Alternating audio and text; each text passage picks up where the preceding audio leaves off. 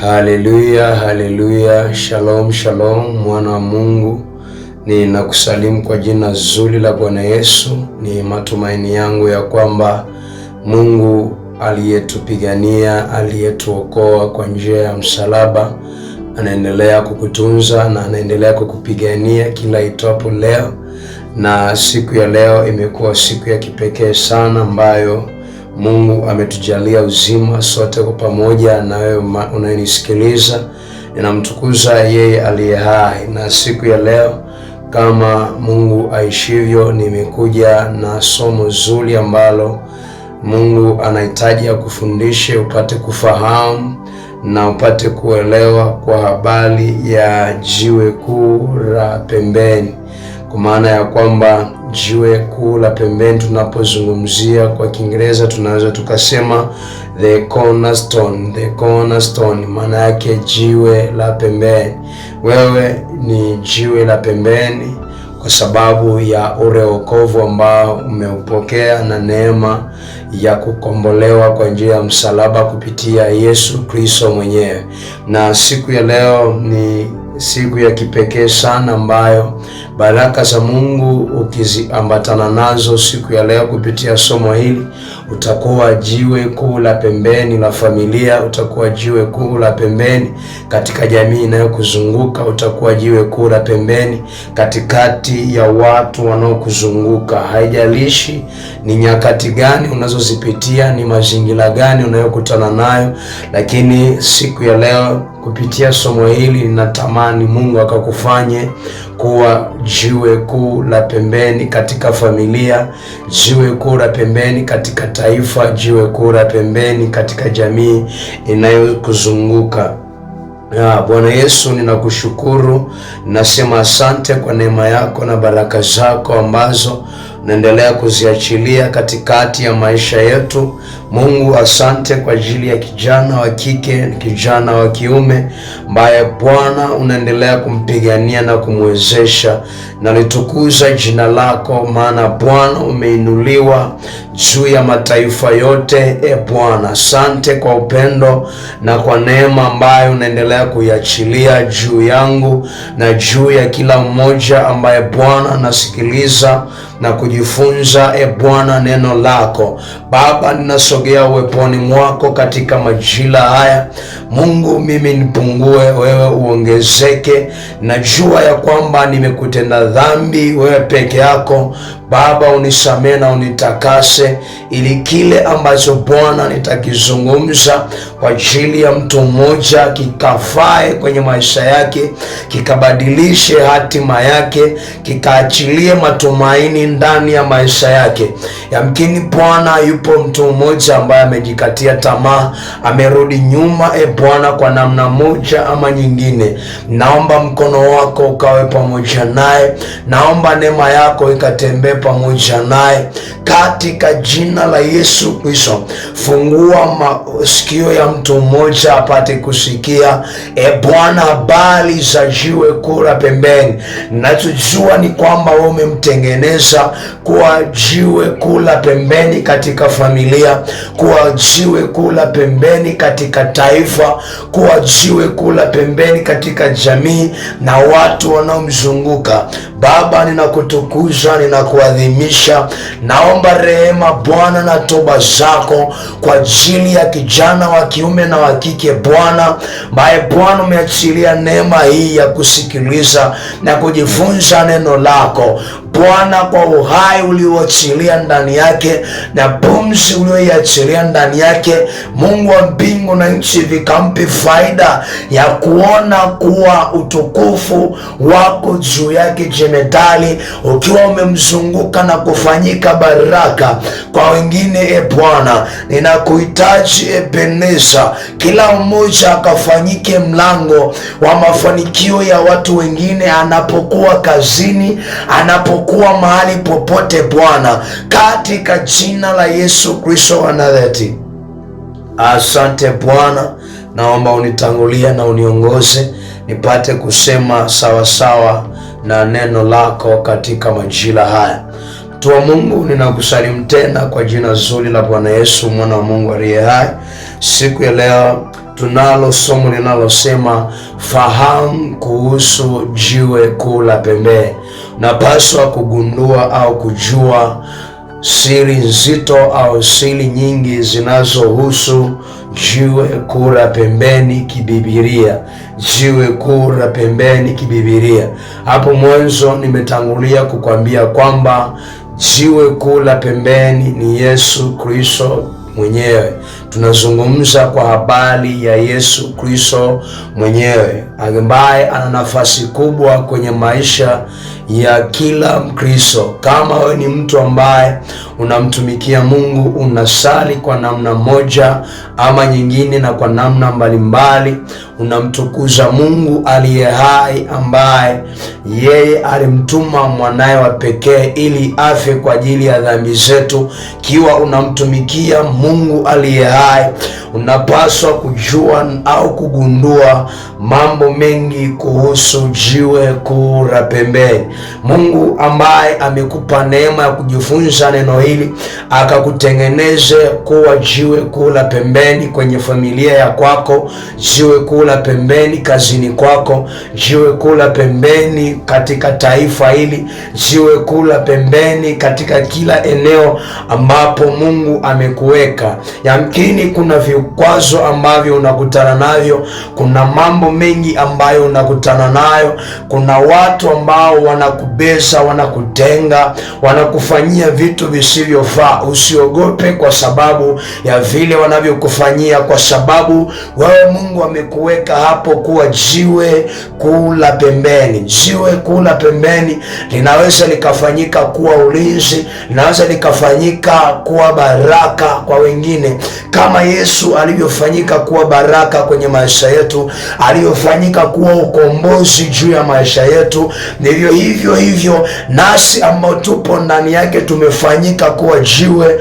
kuu la pembeni. Wewe ambaye umekubali kuokoka, umekubali kumpa Yesu maisha yako, umefanyika kuwa jiwe kuu la pembeni isivyo kawaida. Neno ambalo linatuongoza katika somo hili linatoka katika kitabu cha Zaburi 118 na ule mstari wa 22. Zaburi 118 na mstari wa 22 anasema, jiwe walilolikataa waashi limekuwa jiwe kuu la pembeni. Anapozungumza kwa habari ya waashi, anazungumza kwa habari ya wajenzi. Maana yake unapoitwa mwashi, unaitwa mjenzi wa neno la Mungu au ujenzi wa kitu fulani kwenye maisha ya kwako au maisha ya watu wengine. Nataka nikwambie, jiwe kuu la pembeni lililokataliwa na waashi limekuwa jiwe kuu la pembeni ambalo limeimarisha ukuta wa ukombozi kwenye maisha yetu. Jiwe kuu la pembeni ambalo linazungumzwa, lililokataliwa kwa mara ya kwanza, linaitwa Yesu Kristo mwenyewe. Alikataliwa na watu ambao Mungu alimtuma kwao, wakamkataa, lakini pamoja na kumkataa, Biblia inasema akafanyika jiwe kuu la pembeni kwa habari ya ukombozi wa wanadamu, kwa habari ya ukombozi wa ulimwengu. Kwa hiyo Yesu Kristo alipokataliwa, haikuzuia kusudi lake la kukomboa mwanadamu kutoka kwenye dhambi. Alipokataliwa na watu ambao Mungu alimpeleka kwa ajili yao, haikuzuia ukombozi wa maisha ya kwao, bali lilimpa kukataliwa kulisababisha nguvu mpya ndani yake ya kuweza kuwakomboa wale wanadamu pamoja na dhambi zao. Kwa hiyo wewe ukikataliwa, usikubali kurudi nyuma kwa sababu umekataliwa. Kukataliwa ni mwanzo mpya wa kufanikisha kusudi la Mungu, ni mwanzo mpya wa kufanikisha mpango wa Mungu. Kwa hiyo usikate tamaa, usirudi nyuma kwa sababu umekataliwa na watu. Jiwe walilolikataa waashi limekuwa jiwe kuu la pembeni. Maana yake anaposema jiwe kuu la pembeni, anamaanisha ukombozi mkuu wa wanadamu ambao walimkataa Yesu Kristo aliye jiwe la ukombozi wao. Hakuna namna ambayo unaweza ukafanikisha mambo yako yote bila kukataliwa. Hata watumishi wa Mungu wanakataliwa sana, wanatengwa sana, wanasemwa sana, lakini kinachowasaidia ni ile nguvu ambayo wanakuwa nayo ya kuendelea mbele katikati ya kukataliwa. Na wewe maisha yako ambayo umekuwa nayo ya kukataliwa, ya kukatishwa tamaa, yasikufanye ukarudi nyuma, bali ya kufanya uwe na nguvu ya kuendelea, ili Mungu akutengenezee heshima isiyo ya kawaida. Wale wanakukataa wache wakuone kuwa jiwe kula pembeni. Yamkini kwenye familia umekataliwa na wazazi, umekataliwa na ndugu zako, umekataliwa na watu waliokuzunguka. Usiogope kwa sababu wamekukataa, usirudi nyuma kwa sababu wamekukataa. Songa mbele kwa sababu Mungu amekukubali na anakutengeneza kuwa jiwe kula pembeni. Achilia moyo wa kuwasamehe wanaokubeza, wanaokutukana, kukatisha tamaa, wanaosema haufai. Achilia moyo wako, uwasamehe na waombee, kisha uendelee mbele, na Mungu atakufanya kuwa jiwe kuu la pembeni. Jiwe kuu la pembeni linaashiria ukuu wa nafasi ya Yesu Kristo. Kwa maana hiyo, jiwe kuu la pembeni ni Yesu Kristo mwenyewe. Jiwe kuu linamaanisha ukuu wa Mungu au ukuu wa Yesu Kristo kwenye maisha yako. Ndio maana tunapozungumza kwa habari ya jiwe kuu la pembeni, tunazungumza kwa habari ya matumaini mapya ndani ya maisha ya mtu. Tunazungumza kwa habari ya ukombozi wa maisha ya mtu. Wewe ambaye unanisikiliza siku ya leo kwa njia ya YouTube hii, nataka nikwambie ya kwamba wewe ni jiwe kuu la pembeni kwa ajili ya watoto wako, kwa ajili ya ndugu zako, kwa ajili ya jamii inayokuzunguka. Wewe ni jiwe la ukombozi wao. Kwa hiyo wapaswa kusimama kuomba kwa ajili ya hao watu, pamoja na kwamba wamekukataa. Wapaswa kusimama na kuombea mazuri, pamoja na kwamba wanakuona haufai. Wapaswa kusimama na kuwatamkia baraka, pamoja na kwamba wamekutamkia laana. Nataka nikwambie, jiwe kuu la pembeni halina namna ambayo linaweza likakubalika mbele za watu kwa urahisi, isipokuwa kwa kufanya yale makuu. Yesu Kristo alipokataliwa, alipokomboa dunia, alipoikomboa kwa njia ya msalaba, baada ya mauti yake kumfikia, watu waliomkataa walisema kwamba hakika huyu ndiye mwana wa Mungu. Na mimi nataka nikwambie ya kwamba wewe ukawe jiwe kuu la pembeni katika jamii. Watu watakapoyatazama matokeo yaliyotokana na wewe, wakaseme hakika wewe ni mtumishi wa Mungu, hakika wewe ni mfanyabiashara, hakika wewe ni mtu wa maana kwenye jamii. Karabakateribaserihanaраbaduskata. Biblia inaposema jiwe walilolikataa waashi limekuwa jiwe kuu la pembeni, inazungumzia kukataliwa kwa Yesu Kristo, ambaye amekuwa msingi mkuu wa ukombozi wa ulimwengu. Biblia inapozungumza kwa habari ya jiwe walilolikataa waashi limekuwa jiwe kuu la pembeni, inazungumza kwa habari ya Yesu Kristo mwenyewe aliyekataliwa. Pamoja na kwamba alikataliwa, akafanyika msingi wa ukombozi wa mataifa yote, ukombozi wa ulimwengu mzima. Akanikomboa mimi, akakukomboa na wewe kutoka dhambini na kutuweka huru na kutufanya kuwa wana wa pendo la Mungu. Mambo ya kutambua kuhusu jiwe kuu la pembeni. Mambo makuu matano ya kutambua kuhusu jiwe kuu la pembeni. Jambo la kwanza ambalo natakiwa kutambua, tambua kwamba tumejengwa katika msingi wa mitume na manabii kupitia Yesu Kristo. Tambua kwamba tumejengwa katika msingi wa mitume na manabii kupitia Yesu Kristo mwenyewe, kwa sababu yeye amefanyika kuwa jiwe kuu la pembeni. Kupitia yeye tumefanyika au tumejengwa kuwa wana wa Mungu kwa njia ya msalaba. Tumefanyika wana wa Mungu kwa njia ya wokovu aliyotangaza kwa njia ya msalaba, lakini pia tumejengwa katika msingi wa kuwa manabii, kuwa mitume, kuwa wainjilisti kwa njia ya Yesu Kristo.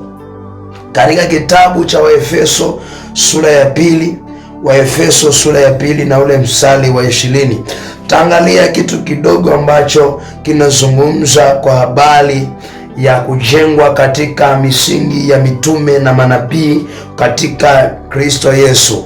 Biblia inasema, kitabu cha Efeso sura ile ya pili na ule mstari wa 20, anasema mmejengwa juu ya msingi wa mitume na manabii, naye Kristo Yesu mwenyewe ni jiwe kuu la pembeni. Maana yake katikati ya utumishi tulionao, ambaye ni msingi ambao ni msingi wa utumishi wetu, msingi wa uchungaji wako, msingi wa uinjilisti ulionao, msingi wa unabii, msingi wa utume ulionao ni Yesu Kristo mwenyewe, ambaye anasema ametujenga katika msingi wa manabii na mitume ambao walitangulia kabla yetu, wakamtangaza Kristo, wakahubiri habari njema, wakamfunua Kristo kwa namna mbalimbali. Kwa sababu hiyo Kristo ametujenga katika msingi wao. Kama wao waliweza kufanya mambo makubwa yenye matokeo ya kiroho, nasi tumejengwa katika uwezo huo huo wa kufanya mambo ambayo yanaweza yakasababisha matokeo ya kiroho. Kama wao waliweza kusababisha ukombozi na kufunguliwa kwa maisha ya watu, nasi tumejengwa katika uwezo huo huo kupitia Yesu Kristo. Zamani hatukuwa na uwezo wa kusogea madhabahuni hatukuwa na uwezo wa kusogea madhabahuni na kukaa mahali pasili tukamwomba Mungu. Tulikuwa tukiwatumia wa makuhani kuambia habari za toba, kuomba kwao ili na wao wakatuombee kwa Mungu. Lakini baada ya Yesu Kristo tukavishwa uwezo mpya wa kikuhani kama mitume na manabii walivyokuwa. Kwa hiyo tukapewa neema ya sisi kwa sisi kwenda moja kwa moja mbele za Mungu na kuomba. Kwa hiyo katika maisha yako ambayo Kristo amekupa, umepewa msingi wa mitume na manabii, umevalishwa ukuhani. Unaweza ukamwomba Mungu na akakujibu bila kuwategemea makuhani. Unaweza kuomba rehema na Mungu akakusamehe na si kwenda kuomba kwa makuhani. Sisi tumepewa neema ya kujitangazia toba na kutangaza msamaha ndani ya mioyo yetu, kujisamehe wenyewe ili na Mungu atusamehe. Pasipo msingi wa Kristo hatuwezi kufanya jambo lolote, kwa maana Yesu Kristo amekuwa jiwe kuu la pembeni ndani ya wokovu wetu, ndani ya utumishi wetu, ndani ya utume na unabii ambao tumepewa kama makuhani wa Bwana. Rabanda katiri wasiri katai. Tambua kuwa Yesu Kristo ni upatanisho wetu kwa njia ya msalaba. Tambua kuwa jiwe la pembeni limekuwa upatanisho wetu kwa njia ya msalaba. Nimekwambia tukisema jiwe kuu la pembeni tunamzungumzia Yesu Kristo mwenyewe. Kwa sababu hiyo ni upatanisho wetu kwa njia ya msalaba. Yesu Kristo ni upatanisho wetu kwa njia ya msalaba. Ametupatanisha sisi na Mungu kwa njia ya msalaba. Waefeso sura ya pili na mstari wa 16, Biblia inasema akawapatanisha wote wawili na Mungu katika mwili umoja. Maana yake akatupatanisha mimi na wewe, akatupatanisha na Mungu. sisi wawili, mimi na Mungu, tumepatanishwa. Zamani tulikuwa tumefarakana, zamani tulikuwa hatuwezi kuelewana mimi na Mungu, lakini kwa njia ya msalaba tukapatanishwa na Kristo Yesu. Anasema akawapatanisha wote wawili na Mungu katika mwili mmoja kwa njia ya msalaba, akiisha kuufisha ule uadui kwa huo msalaba. Maana yake akaufisha ule uadui wangu na Mungu kwa njia ya msalaba. Ile dhambi iliyokuwa ndani yangu ilinifarakanisha na Mungu, lakini kwa njia ya msalaba nikatangaziwa msamaha wa dhambi, nikatangaziwa rehema, nikatangaziwa kibali, kukubalika na Mungu, nikatangaziwa msamaha usiogoshiwa ndani yangu. Kwa sababu hiyo tukapatanishwa na Mungu kwa njia ya msalaba. Pasipo msalaba hakuna upatanisho. Pasipo msalaba hakuna rehema. Pasipo msalaba hakuna uzima wa milele. Pasipo msalaba hakuna kurithi ufalme wa Mungu. Kwa hiyo tumepatanishwa na Mungu kwa njia ya msalaba. Umepatanishwa na Mungu kwa njia ya msalaba. Usiogope jambo lolote. Yamkini umekuwa ukitenda dhambi kila mara. Usikate tamaa, usivunjike moyo. Umepatanishwa na Mungu. Kilichobaki ni wewe kuomba rehema, kuomba toba na kuendelea mbele na kumtumikia Mungu. Maisha yako yamefungwa kwenye rehema. Maisha yako yamedhaminiwa na msalaba ambao ulimbeba Yesu Kristo na akafa katika huo msalaba kwa ajili yako na kwa ajili yangu. Ni matumaini yangu kwamba unanielewa vizuri. Jambo la tatu ambalo unapaswa kulitambua, tambua kuwa kukataliwa na watu, ukikataliwa na watu umekubalika na Mungu. Ujue kuwa umekubalika na Mungu. Ukikataliwa na watu au kukataliwa na watu ni kukubalika na Mungu. Yeyote ambaye amekubalika na Mungu, sio rahisi kukubalika na watu. Na ukikubalika na Mungu, usiwe na haja ya kukubalika na watu. Watu wakikukataa, usipambane kukubalika na wao, pambana kukubalika na Mungu. Mungu akikukubali wewe, akakupa nafasi na kibali mbele ya macho yake, una neema kubwa kuliko wao waliokukataa. Leo hii watakukataa, lakini kesho watayaona matokeo makubwa ambayo Mungu ameachilia kwako. Watamtukuza Mungu aliyepo ndani yako na ambaye amekukubali kuwa mwana wa pendo lako.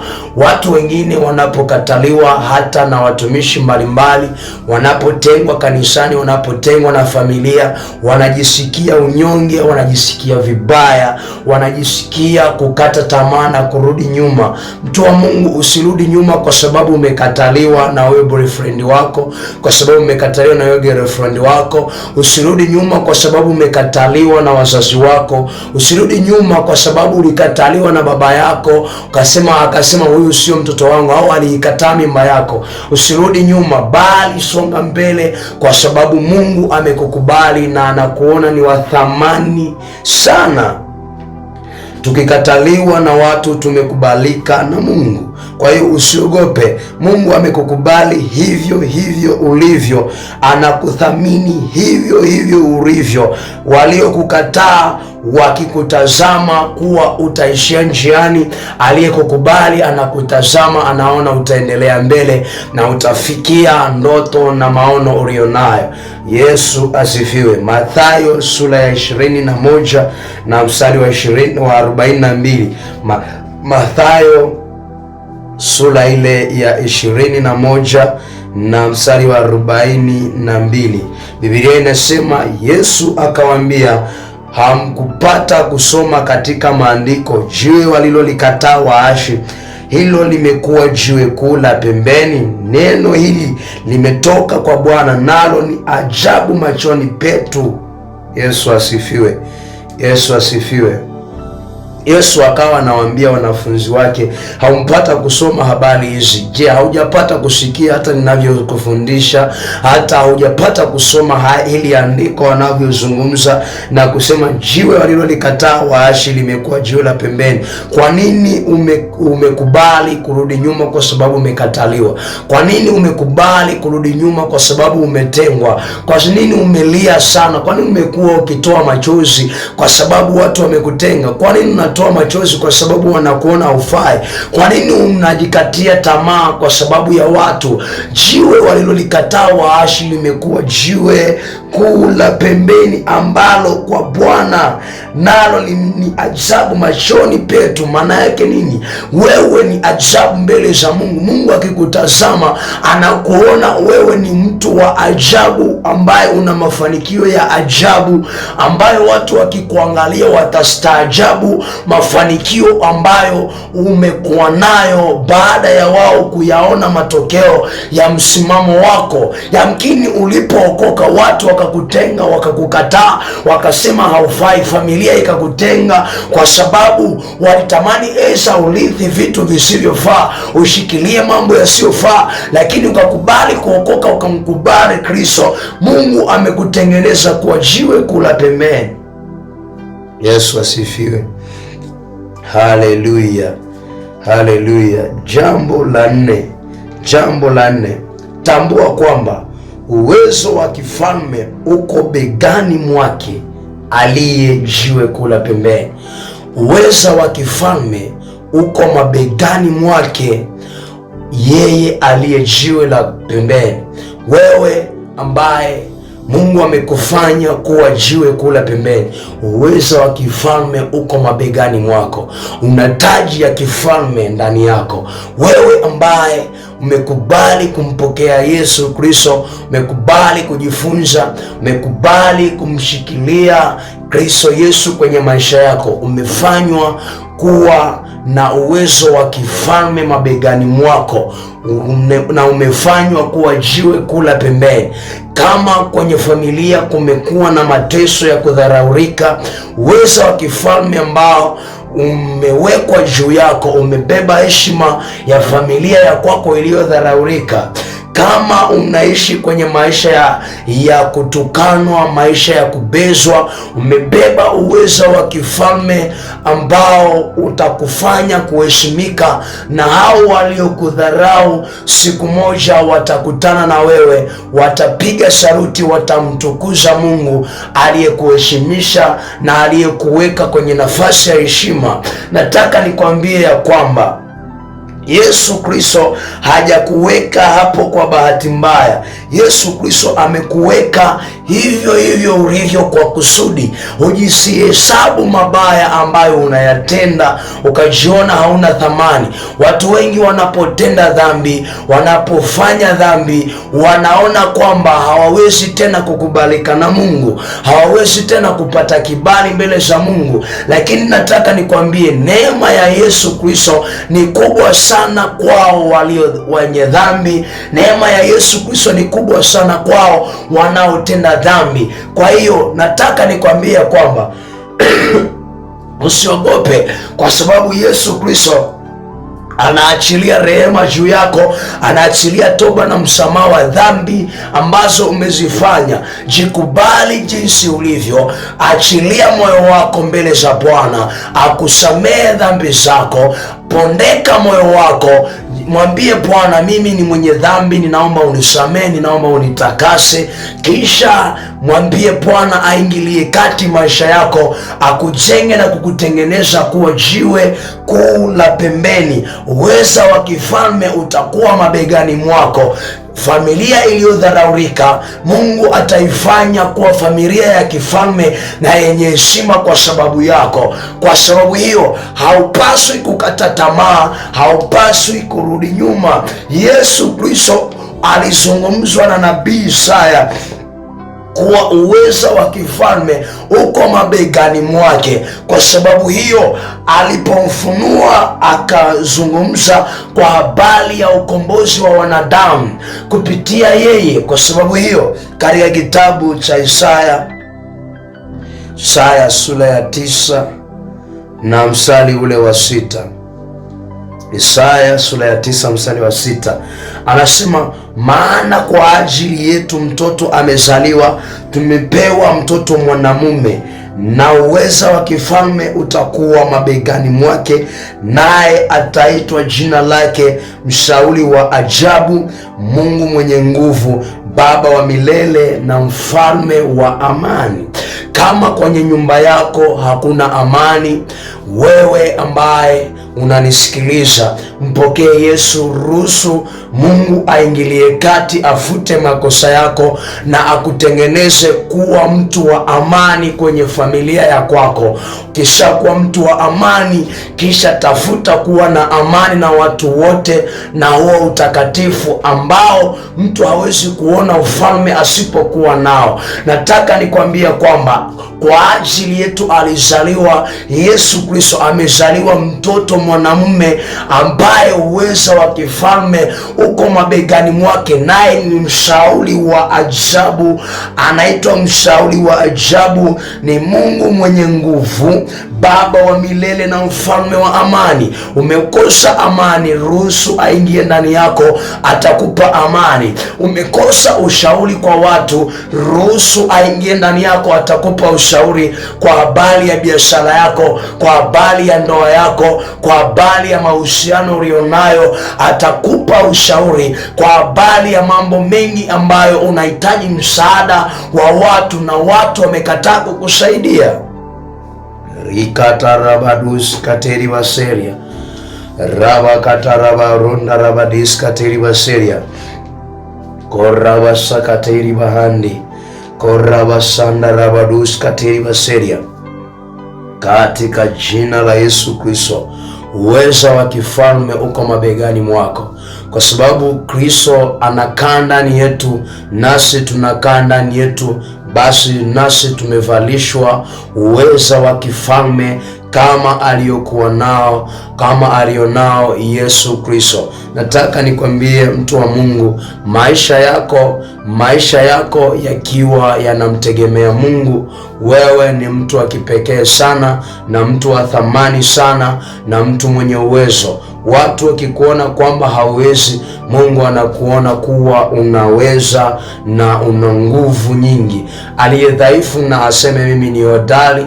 Kila mahali ambapo unajiona kuwa ni dhaifu, jiambie ya kuwa wewe ni hodari na unazo nguvu nyingi zisizo za kawaida. Kama watu wengine wanakuona haufai, jione kuwa unafaa na una maana katikati ya maisha ya watu. Nataka nikwambie mtu wa Mungu, maisha yetu hayapo kwa namna ya kudharaurika, bali yapo kwa namna ya kifalme na ya heshima. Rabanda rabadus kateria. Watu wengi wanapokosea wanatanguliza kiburi na majivuno na kumsahau Mungu kwenye maisha yako. Kabla ya uharibifu hutangulia majivuno, na kabla ya heshima hutangulia unyenyekevu. Kwa hiyo ili Mungu asimame pamoja na wewe, ili uweze kuona uwezo wa kifalme ndani yako, nyenyekea chini ya mkono wa Bwana ulio hodari, ili apate kukukweza na kukuweka kwenye nafasi ya utawala na umiliki katika mambo mengi. Karabadus andarabadus katiribaseria karia mahandi ribadus kataya. Sante Roho Mtakatifu, kwa sababu wewe ni mwaminifu kwa ajili yetu watoto wako. Ninakutukuza Bwana, tufanye kuwa na uweza wa kifalme katika mabega yetu, ili tukutengenezee enzi yako katika ulimwengu huu, nasi Bwana tukaone utukufu wako katikati ya maisha yetu na maisha ya wengine. Rianda rabadus anda rabaseria kateria anda katarabadus kata. Jambo la 5, tambua kwamba Yesu Kristo amefunuliwa ili kuwaokoa wanadamu na kuwafundisha kukataa ubaya. Tambua kwamba Yesu Kristo amefunuliwa ili kuwaokoa wanadamu na dhambi zao kutoka kwenye dhambi, kuwaokoa wanadamu kutoka kwenye dhambi na kuwafundisha kukataa ubaya. Tumekombolewa, au Yesu Kristo amefunuliwa kwetu ili atukomboe kutoka kwenye dhambi na kutufundisha kukataa ubaya, yaani kukataa dhambi ndani ya maisha yetu, au kukataa udhalimu ndani ya maisha yetu. Kama wewe ni mtu wa Mungu ambaye unamtumainia Mungu katika kila jambo na umekubali kuokoka, maisha yako hayatabaki ya kawaida. Mungu anasema amemfunua Yesu Kristo kwenye maisha yetu ili atuelekeze kukataa ubaya, atuokoe kutoka kwenye mauti ya milele na kutuweka huru ili tuweze kurithi ufalme wa Mungu kwa wakati unaokuja baada ya yeye kurudi hapa duniani. Mtu wa Mungu, maisha yako yote ambayo unayaishi, tambua ya kwamba upo wakati ambao Mungu atahitaji hesabu ya kile ulichokifanya ulipokuwepo duniani. Kama atahesabu mabaya, uwe na hakika kwamba jehanamu itakuhusu moja kwa moja. Lakini Yesu Kristo amefunuliwa kwetu ili kutuokoa na jehanamu, kututenga mbali na mauti ya milele, ili kututenga mbali na mateso ya jehanamu. Katika kitabu cha Tito sura ya 2 mstari wa 11 na wa 12. Kitabu cha Tito sura ya 2 mstari wa 11 na mstari wa 12, Biblia inasema, maana neema ya Mungu iwaokoaye wanadamu wote imefunuliwa. Anapozungumza neema iliyofunuliwa, anazungumza kwa habari ya Yesu Kristo mwenyewe. Kwa hiyo jiwe kuu la pembeni ni Yesu Kristo, neema iliyofunuliwa ni Yesu Kristo, nayo yatufundisha kukataa ubaya na tamaa za kidunia, tupate kuishi kwa kiasi na haki na utauwa katika ulimwengu huu wa sasa. Maana yake nini? Anasema, kwa Kiingereza utakuta anasema teaching us that then ungodliness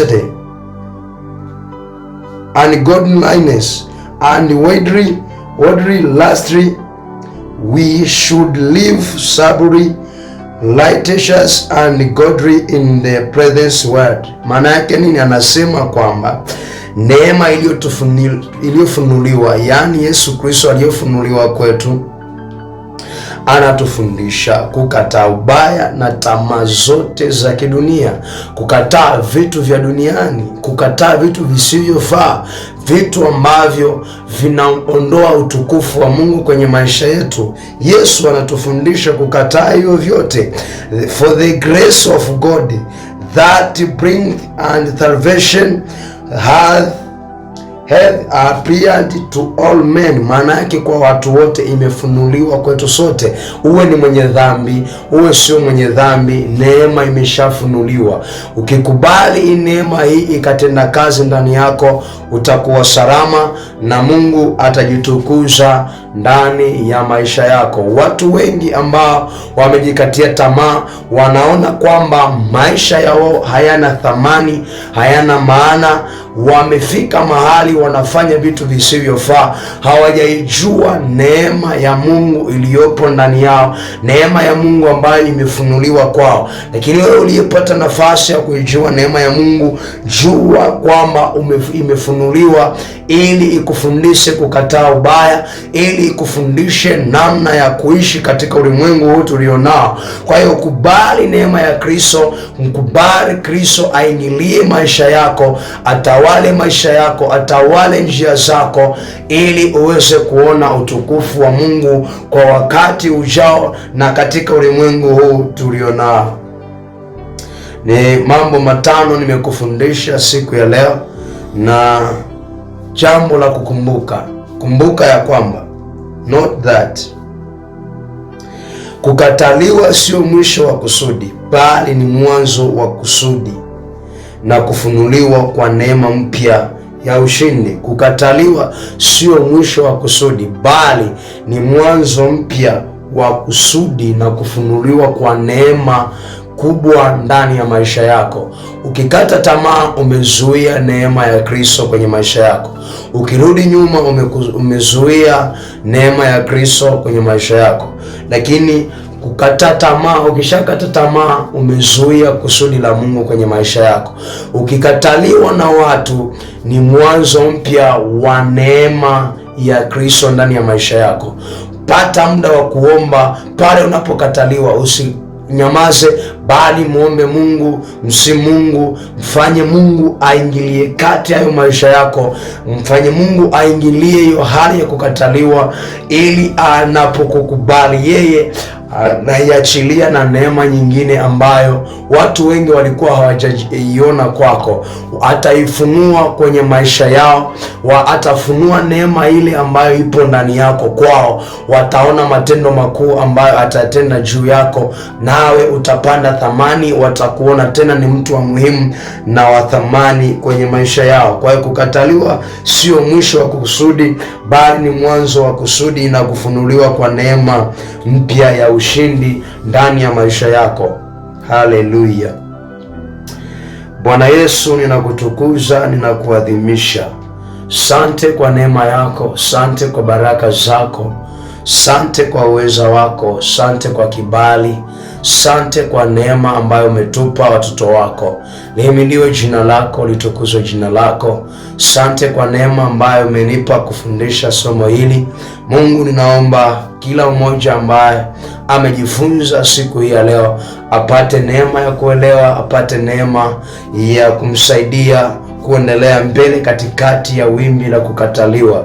Mungu wa mbingu na nchi, uwepo wako na nguvu zako ziambatane pamoja naye. Yamkini amekataliwa kwenye familia, kwenye ofisi yake, amekataliwa katika taifa hili, amekataliwa kwa namna moja ama nyingine. Mungu, ninamwombea siku hii ya leo, kamkubali Bwana na kufunua neema mpya ya ushindi ndani ya maisha yake, katika jina la Yesu Kristo. Biashara zake nazileta kwako, maisha yake na uzao wake, familia yake na leta kwako Bwana, katika jina la Yesu Kristo wa Nazareti, mwana wa Mungu aliye hai. Ninakutukuza Bwana, ninakuadhimisha jemedari, katika jina la Yesu Kristo. Neema yako yatutosha Bwana, neema yako yaweza kutuvusha katikati ya nyakati ngumu za kukataliwa. Neema yako yaweza kutuheshimisha Bwana, katikati ya kudharaurika kwetu, katika jina la Yesu Kristo. Kila mmoja aliyekataliwa Bwana, ukamkubali, ukampe neema mpya jemedali isiyo ya kawaida, katika jina la Yesu Kristo. Madhabahu za giza zimeandika kukataliwa kwake Bwana,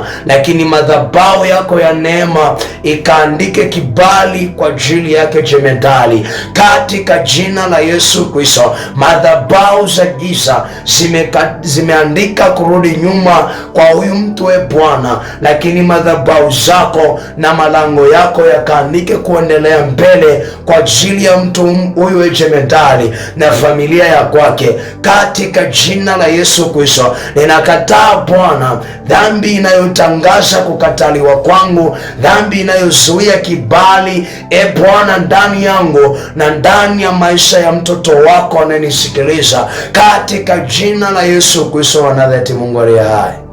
Asante Bwana kwa neema na rehema. Himidiwe jina lako, litukuzwe jina lako. Pokea sifa, utukufu, heshima na adhamu. Baba, asante kwa neema, asante kwa uweza wako, katika jina la Yesu Kristo. Asante kwa neema ambayo umenipa kufundisha somo hili, na naleta mikononi mwako. Ulitakase, ulipe kibali, lifanyike baraka kwa yeyote atakayesikiliza na atakayejifunza. Jina la Mungu Baba, Mwana na Roho Mtakatifu, amen. Mtu wa Mungu, ninakusalimu kwa jina zuri la Bwana Yesu aliye hai kwa mara nyingine tena. Wewe ambaye umepata neema ya kunisikiliza, naomba uweze kusubscribe katika channel yangu ya YouTube, lakini pia uweze kufollow katika mitandao ya kijamii Facebook na TikTok. Mungu akubariki sana, pamoja na Instagram. Mungu akutunze sana. Ninaitwa Evangelist Apostle Enis Skombe, ni mwinjilishaji na mwalimu wa neno la Mungu pia, na ninakuombea sana kwa jina la Yesu. Mungu akakupiganie, Mungu akakuongoze, Mungu akakufanikishe katika maisha yako, akupe neema isiyo ya kawaida kwenye maisha yako. Umuone Mungu akikutetea, akikupigania kwa viwango visivyo vya kawaida. Kwa jina la Mungu Baba, Mwana na Roho Mtakatifu. Amen.